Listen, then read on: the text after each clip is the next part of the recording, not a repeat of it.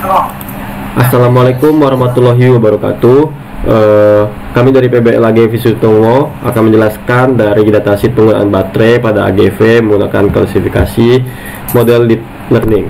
Oke, di sini mengimplementasikan model deep learning pada penggunaan baterai pada AGV dengan saya sendiri Muhammad Skerullah dan rekan saya Yudhitya Dwi Prianto dan Abdul Fattah Fatullah dari kelas B dengan mata kuliah Machine Learning RE 603. Oke, di sini dengan tujuan membuat klasifikasi untuk memprediksi konsumsi atau kapasitas baterai. Datasheet digunakan untuk melatih model deep learning agar mampu memprediksi sisa daya atau masa pakai baterai pada robot AGV berdasarkan pola penggunaan, waktu operasional, beban, suhu, dan kondisi lingkungan.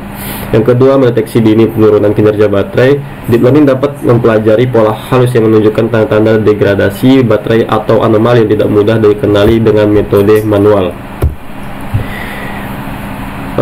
Datasheet pertama, sebelum kita mengcoding baiknya kita mengimport library dulu seperti import pandas, numpy, matplotlib dan selanjutnya itu untuk memvisualisasikan datanya dan juga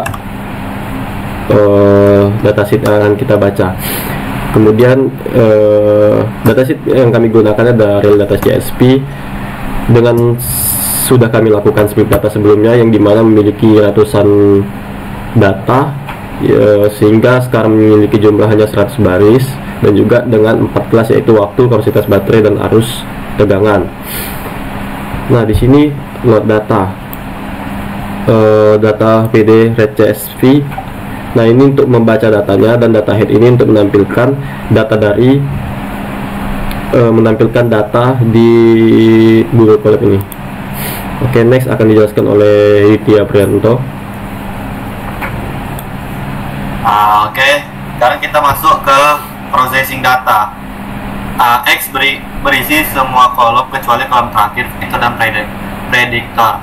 Y hanya kolom terakhir diasumsikan sebagai label atau target. Hashtag 3 processing. Misalkan kolom terakhir ada label. X data atau data yang ini, dan text encode angka. 1E label encoder, buka kurung tutup kurung. Y E1 dot fit transform dalam kurung Y.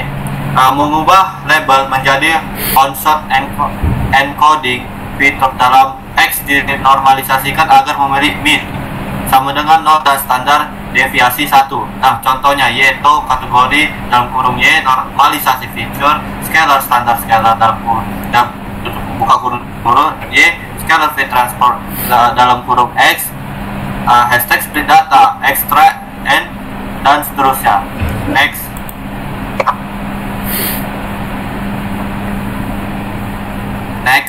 Oke, kita masuk ke evaluasi model.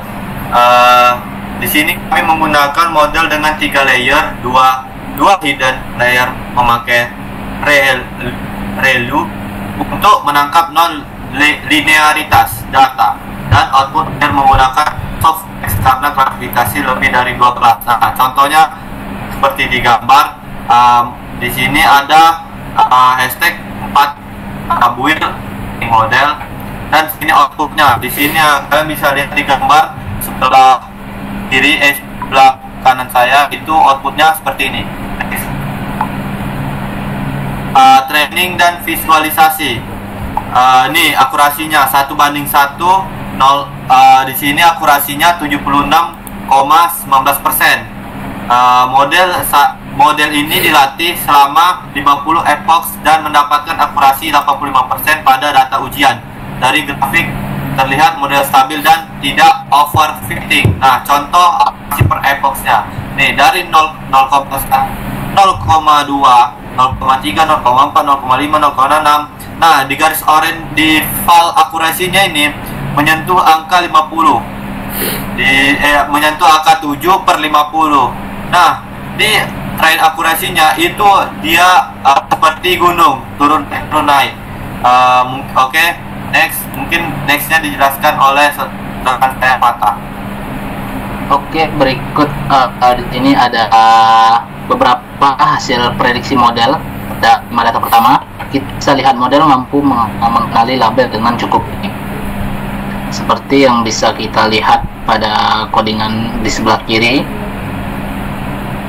Lalu untuk kelas 4 atau baris 4 diprediksi benar sebanyak 12 kali, atau sangat bagus seperti yang bisa kalian lihat di kolom code.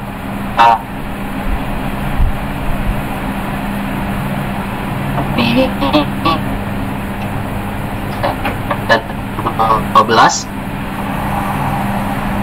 bisa dilihat dengan data yang berwarna ungu, dan namun kelas 1 dan 2 seluruhnya salah diklasifikasikan sebagai kelas 0 seperti yang ada pada gambar. Lalu next, berikutnya kesimpulan. Dengan pendekatan deep learning, saya berhasil mengklasifikasikan data dengan akurasi yang cukup baik. Model ini bisa ditingkatkan dengan hyperparameter tuning atau menggunakan lebih banyak lagi data. Oke, mungkin sekian cukup. Terima kasih dari saya. Saya kembalikan kepada moderator. Oke, segini aja dari kami. Jika ada kesalahan atau kekurangan, kami mohon maaf. Saya tutup. Assalamualaikum warahmatullahi wabarakatuh.